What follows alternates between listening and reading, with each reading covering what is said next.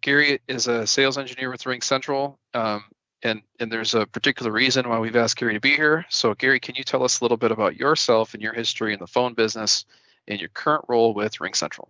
Yes, absolutely. Yeah, and I think you're absolutely right.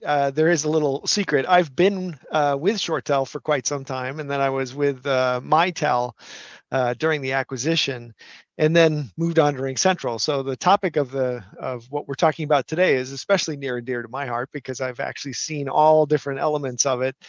Even was a customer of Shoretel's before I became, working for Shoretel directly. So, yeah, and now in RingCentral, I am working with customers to move them from on-prem systems of all sorts, but in particular, obviously, Shoretel, Mitel customers, those guys are near and dear to my heart because obviously I know the platform, I know where they're working, and so it makes my job a little bit easier moving them to the cloud, having that knowledge of where they're coming from.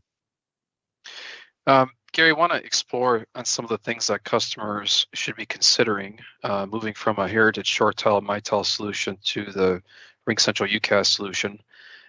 It's a lot of what I do day to day. Same with Lori. Talk to customers about what do you have and where are you going, and then what do you need to consider during that process.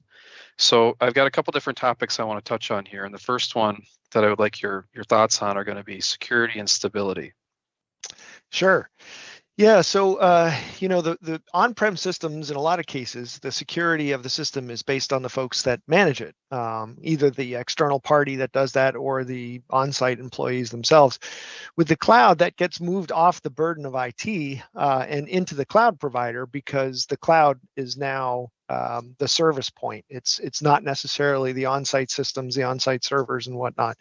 So there are some benefits, though. The whole concept of upgrading and making sure that you're up to the latest patch to be secure and or to be stable. That, again, comes off the shoulders of the local IT staff and moves to the cloud provider.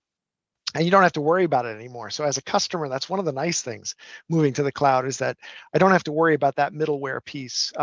Someone else is going to do that. And the someone else who's going to do that is fully trained and they've got a staff and everyone's going to be well up and educated on the latest threats. So it really makes things nice when I'm moving to the cloud to just take that one off the plate altogether. What about from a security standpoint? And really, I'm looking at things like ransomware. Ransomware is kind of a dirty word. I mean, it is a dirty word, and it's probably more prevalent than what most people believe it to be because we don't talk about it. It's again a dirty little secret for many customers. The ransomware seemed to be its prime candidate systems that rely on servers, Windows servers in particular. Is that addressed with the move to a UCaaS environment?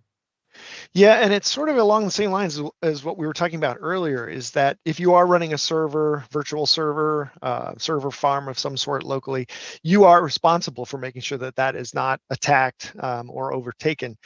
That really goes away because there's no middleware. For a cloud, you really only have the endpoints that the users are actually using to make and take phone calls and communicate with others. And then there's the cloud provider. So that middle tier, that attack vector that a lot of hackers go after is gone. So a lot of times that just, again, comes off the plate of IT. I don't have to worry about that anymore. That's a staff, an entire staff of people that is going to look after that and no longer becomes a concern. So definitely a positive for the cloud move. I would say too for people that if you were to experience some ransomware attack, which I hope nobody does, but if you did, even if you have other systems that are compromised, you still have the ability to get your calls from anywhere, right? You could take your calls from, even if you can't use your work computer, you still have the means of logging in someplace else and at least maintaining connections with your clients. Absolutely. Yeah. One of the nice things about the cloud is that I can use my mobile phone. I can use a web page. I can use the installed app. There's a bunch of different ways to connect. It doesn't have to be a singular point where a PRI comes into or a SIP trunk comes into, and those servers have to be up and running. Now, all of a sudden, I can go home and work. So even if there's a problem at the office, it doesn't have to affect me. So absolutely.